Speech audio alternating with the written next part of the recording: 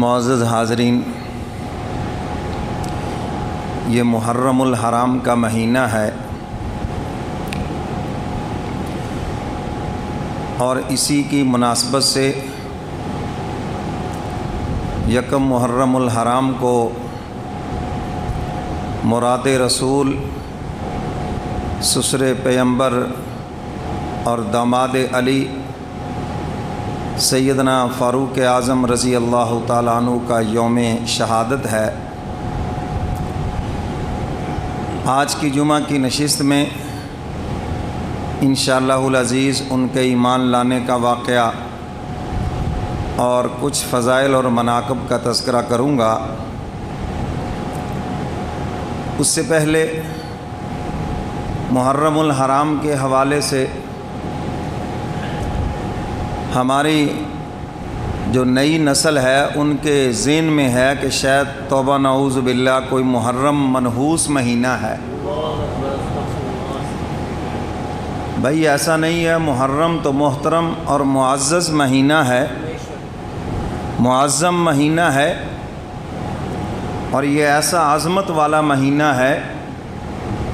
9 10 محرم یا 10 اور 11 محرم جو 2 دن کا روزہ رکھے، اللہ کے محبوب فرماتے ہیں 1 سال گزشتہ اور 1 سال آئندہ حق تعالیٰ 2 سالوں کے گناہوں کو معاف فرما دیتے ہیں۔ یہ تو اتنا بابرکت مہینہ ہے، تو اس میں نحوست والی کوئی بات نہیں ہے۔ اچھے بھلے لوگ محرم میں شادی نہیں کریں گے، جی منع ہے۔ کہاں منع ہے؟ حضور علیہ السلام نے خود محرم الحرام کے مہینے میں نکاح فرمایا ہے۔ اب اس سے بڑھ کر تو کچھ نہیں ہے، اور اسلام میں کوئی ممانعت بھی نہیں ہے۔ کہتے ہیں جی حضرت حسین رضی اللہ تعالیٰ عنہ کی شہادت ہوئی۔ دیکھو بھی دین حضور علیہ السلام پہ مکمل ہو گیا۔ جس چیز نے باعث عظمت ہونا تھا وہ بھی ہو گئی، جس نے منحوس ہونا تھا وہ بھی ہو گئی۔ تو حضرت حسین رضی اللہ تعالیٰ عنہ جنت کے جوانوں کے سردار ہیں، اور ان کی شہادت بھی بڑی مظلومانہ ہے، مگر اس کا یہ مطلب نہیں کہ ان کی شہادت کی وجہ سے اس مہینے کے اندر کوئی نحوست آ گئی ہے۔ شہیدوں کے سردار کون ہیں؟ حضرت حمزہ سید الشہداء، سیدنا امیر حمزہ۔ شہیدوں کے سردار کون ہیں؟ بولو بولو، شہیدوں کے سردار کون ہیں؟ حضرت حمزہ۔ اور ان کی جو شہادت اتنی مظلومانہ ہے، ان کی لاش کے 11 ٹکڑے کیے گئے، کلیجہ چبایا گیا، زبان کان ناک کاٹ کر ہار بنا کر گلے میں پہنا گیا۔ حضور علیہ السلام نے جب اپنے چچا کی لاش دیکھی تو میرے محبوب نے روتے ہوئے فرمایا کہ جب میں کافروں پہ مجھے اللہ غلبہ دیں گے، میں اس کے بدلے 70 کافروں کے ایسے ہی ٹکڑے کروں گا۔ جبریل امین آ گئے، حضور آپ تو رحمت للعالمین ہیں، اگر آپ صبر کریں تو یہی آپ کی شان کے مناسب ہے۔ تو حضور علیہ السلام نے پھر فرمایا کہ میں صبر کروں گا۔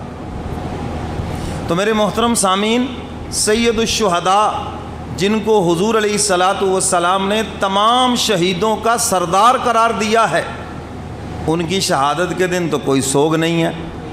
میرا خیال آپ کو پتہ بھی نہیں ہے، بہت سوں کو پتہ ہی نہیں ہے ان کی شہادت ہے کب۔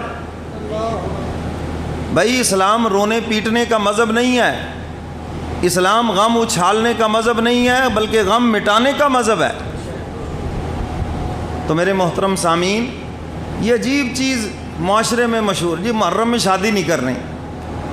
اچھا محرم میں شادی نہیں کریں گے لیکن یوم آزادی منائیں گے؟ جی کو حکومت نے اعلان کیا ہو کہ اس مرتبہ 14 اگست محرم میں آ گیا، لہٰذا کوئی سرکاری تقریبات نہیں ہوگی، کوئی اعلان ہوا ہے؟ پورے جوش جذبے سے منائی جائے گی، شادی نہیں ہوگی، آزادی ہوگی۔ تو بھائی محرم میں شادی بھی منع نہیں ہے، آزادی بھی منع نہیں ہے۔ محرم میں شادی بلکہ حضور کی سنت ہے، حضور نے خود نکاح فرمایا محرم میں۔ اللہ اکبر۔ اور محرم میں ایک اور بھی رسم ہے، قبریں لپائی کرانا، چلتا ہے یا نہیں ہے؟ حدیث مبارکہ سن لو، فرمایا کہ جو قبر مٹ جائے، اس کا نشان مٹ جائے، اللہ اس میت کی مغفرت فرما دیتے ہیں۔ جس قبر کا نشان مٹ جائے، اللہ اس میت کی، بولو بولو، اللہ اس میت کی، یہ اللہ کے نبی کا فرمان ہے۔ اسی کہنے اسی ابے دی بخشش نہیں ہون دینی۔ پتہ نہیں کیا آپ نے اپنے باپ سے وہ انتقام لینا ہے، فوت شدہ سے کیا انتقام لینا ہے؟ کسی نے وہ پختہ قبر بنا دی، کسی نے پتہ نہیں وہ پٹرول پمپوں کے شیڈ بنا دیے اوپر ہیں۔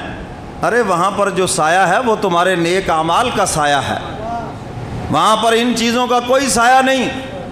خواہ مخواہ دوسروں کی جگہوں کے اوپر بھی قبضہ گروپ قبرستان میں بھی پہنچ گیا۔ تو میرے محترم سامعین، قبروں کی لپائی کرنا اور اس کو پختہ بنانا، اسلام اس کی اجازت نہیں دیتا۔ فرمایا کہ جس قبر کا نشان مٹ جائے، اللہ کے محبوب فرماتے ہیں اس میت کی اللہ بخشش کر دیتے ہیں۔ تو آپ نہیں چاہتے ہمارے فوت شدہ کی بخشش ہو جائے؟ بولو بولو بھائی۔ حضور علیہ الصلاۃ والسلام کی قبر مبارک کی تو حفاظت کے لیے یہ گنبد خضرا بنا ہے، باقی آپ صحابہ کی قبریں دیکھیں، اللہ آپ کو مدینہ لے جائے، آمین۔ جنت البقیع میں جا کر دیکھیں، کسی صحابی کی قبر نہ پختہ ہے، نہ اونچی ہے، نہ کوئی تختی لگی ہوئی ہے، بلکہ پتہ ہی نہیں ہے کہ کس کی قبر کہاں پر ہے۔ کیوں جی ایسے ہے؟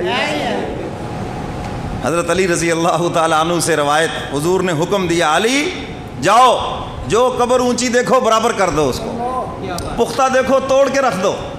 تو علی کے ماننے والوں کو چاہیے کہ علی کی سنت پہ عمل کریں۔ کیوں جی چاہیے یہ نہیں چاہیے؟ امام اہل سنت سیدنا علی مرتضیٰ رضی اللہ تعالیٰ عنہ، اس لیے تو ہم ان کا حکم آپ کو سنا رہے ہیں۔ تو میرے محترم سامعین، یہ بھی ایک رسم ہے، محرم کے مہینوں قبروں کی لپائی کرنی، مٹی کی ٹرالیاں پہ ٹرالیاں گرے، لوگ سمجھتے پتہ نہیں ثواب ہے، کوئی ثواب ثوب نہیں ہے بھائی۔ اور اسی طرح لوگوں کا ذہن ہے کربلا والے بھوکے پیاسے شہید ہو گئے، لہذا سبیلیں لگائی جائیں، چاول تقسیم کیا جائے، تبرک شریف تقسیم کیا جائے۔ کیوں جی؟ پہلی بات تو یہ ذہن میں رکھیں، بعین ہی کوئی چیز نہیں پہنچتی، ثواب پہنچتا ہے۔ کیا پہنچتا ہے؟ بولو بھی، کیا پہنچتا ہے؟ ثواب پہنچتا ہے۔ یہ سب ان فراڈیوں نے قوم سے بٹورنے کے لیے، تم جتنے مرضی ہوشیار بن جاؤ، مولوی سے زیادہ نہیں ہے۔ کیسے کیسے فنکار دیکھو، پڑھے لکھے بھی آ جاتے ہیں جال میں، ہیں جی، مال کھانے کے لیے، نذرانے بٹورنے کے لیے، سب ٹکوسلے ہیں۔ نہ کربلا والوں کو تمہارے چاول پہنچتے ہیں، نہ تمہاری شکنجوی پہنچتی ہے، نہ تمہاری سبیلوں کا دودھ پہنچتا ہے۔ ہاں اس سال ثواب کوئی کرے، سارا سال کرے، اس مہینے میں کرے، ثواب پہنچتا ہے، چیز کوئی بھی نہیں پہنچتی۔ اور یہ نظریہ رکھنا کہ وہ آج بھی بھوکے اور پیاسے ہیں، یہ کفر کے اوپر مشتمل ہے، یہ صاف قرآن کا انکار ہے۔ حق تعالیٰ نے قرآن